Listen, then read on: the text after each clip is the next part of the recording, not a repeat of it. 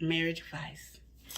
Okay, so I got this letter in my mailbox, and it said, basically, I thought marriage was going to be easier than this. Why didn't somebody tell me it was going to be hard? And I'm going to say, I'm going to tell you what I told the person. I had to call him because I was like, I don't know who you talking to. Why you send me this in my email? Because you was tripping. I told you marriage ain't no joke. I said it ain't going to be simple. It ain't wind up with roses like you thought. I said that because a lot of people don't understand when you're married or when you get married, you're bringing two separate people into this one relationship. So I'm just going to make it your name. Joe's over here raised by his parents. And because he's a boy, he gets away with a lot of stuff. Or he was extra strict.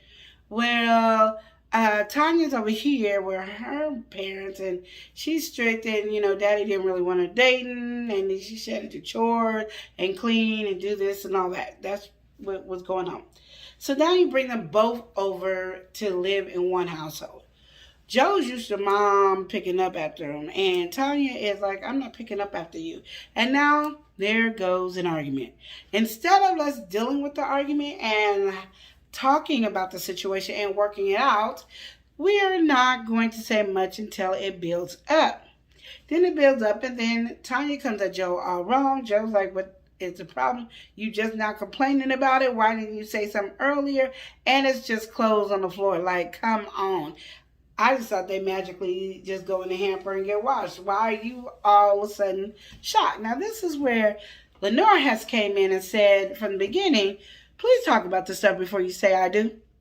Please make these decisions before you say I do. Don't wait till you get married and spend millions of dollars on this big grand wedding. And then now we're going to argue about Joe not putting his clothes up. Or, Joe thinks his wife should cook and clean and tend to the kids. And Tanya's like, what?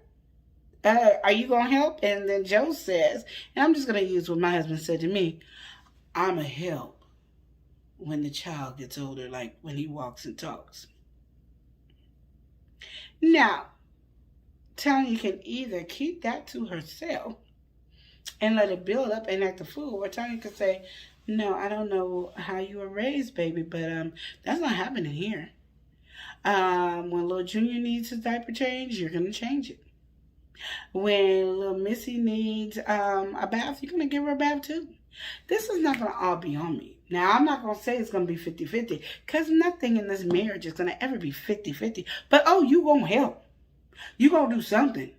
You might as well learn how to put a ponytail in her hair because we're going to do some things, okay? It's going to be a joint effort. It was a joint effort to make this child. It's going to be a joint effort to raise this child. And we are going to discuss it. And if we want to argue about it, we can argue, or we can talk like two adults. It's up to you.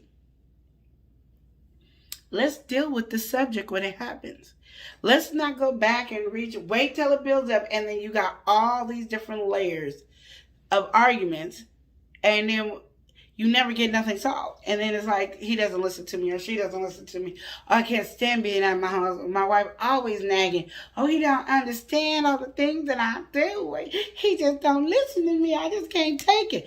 Why don't we deal with the stuff in the beginning? So again, they're telling me like, why is marriage so hard?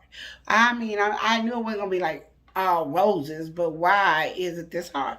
Well, because you made it this hard. Because there's some things that you should have did before you got married. And then when you got married, there's some things we should have a conversation about before we got married and after we got married. And when the things happened and it bothered me, let me talk to you and not come at you wrong. Let me talk to you the way I would want you to talk to me if I did something that would bother you. Oh, yeah. See, we don't like to do that. Because you got to remember, when you're married, you're one. So the way I talk to you is the way I'm talking to myself. And then I can't get mad when somebody talks to me all crazy after I done talk to them all crazy. And how dare you disrespect me and talk to me all crazy.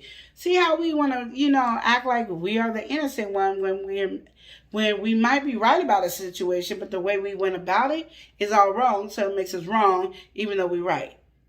Did it make sense? I know it didn't make sense. Come with me now. Act like we in church and I'm preaching. Because I think I'm saying a good word right now. I think I am.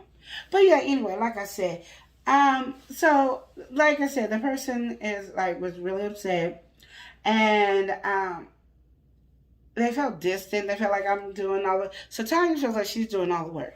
She's doing all the chores around the house. She's cleaning.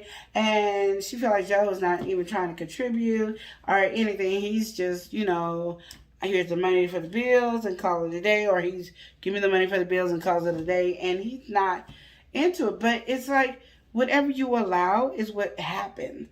And so that's why you should talk before you get married. You should say, what kind of wife do you think...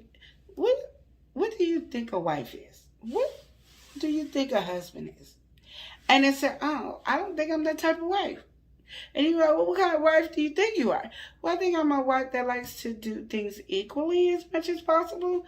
I don't mind doing majority of the cooking, but I do want you to cook.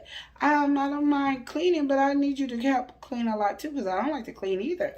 I'll do the laundry and you take out the garbage, or, you know, let's go with our plan A and B and C, you know. Okay, so we can have a joint account that has all the money, or I pay my portion, you pay your portion. These are different conversations that, like I said, could have happened before you got married, but it didn't. So now we're married, and now we're angry about all the situation. You're angry about the chores, you're angry about the money, you're angry about communication. He's not telling you he's going out with the boys because he feel like he's a grown man, and then she's not feeling like she needs to tell you she's going out with the girls because she's a grown woman. But it's not like a mom and dad situation when you tell each other where you're. It's just that, you know, baby, I'm not coming home right after. I'm going to go out hang out with the guys. We're going to the bar over here. That doesn't mean ladies go over there and check him out at the bar. That means he was nice enough to tell you. The same way, vice versa, is the women. But let's make sure that our household stuff. We ain't going to the bar and we can't pay our rent. We ain't going to the bar and the electricity ain't paid, the cable ain't paid, gas bill ain't paid, car bill ain't paid. Let's organize. We're gonna have to be an adult because we don't have mommy and daddy to take care of us. Yeah. I'm not going to keep going, but I think you get the gist of Tanya and Joe in their relationship, because Tanya and Joe, they're going through some issues.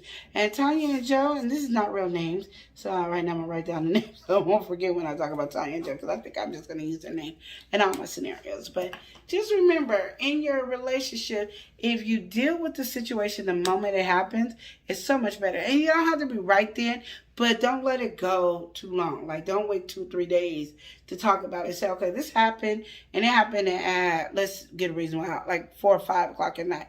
By 8 or 9, I'm going to talk to you about it now. I have calmed down, and I'm like, you know what, Joe, I love you, but I have a pet peeve.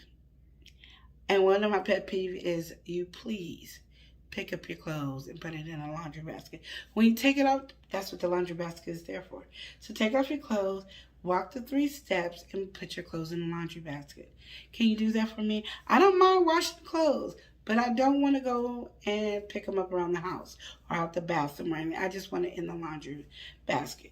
Is there a specific area that can make it easier for you to get your clothes into the basket? Because I don't want to pick them up off the floor. I don't want to walk over them. I don't want to walk around them. And I don't want to pick them up because they're not my clothes. Do you have to pick up my clothes? I don't want you to pick up my clothes.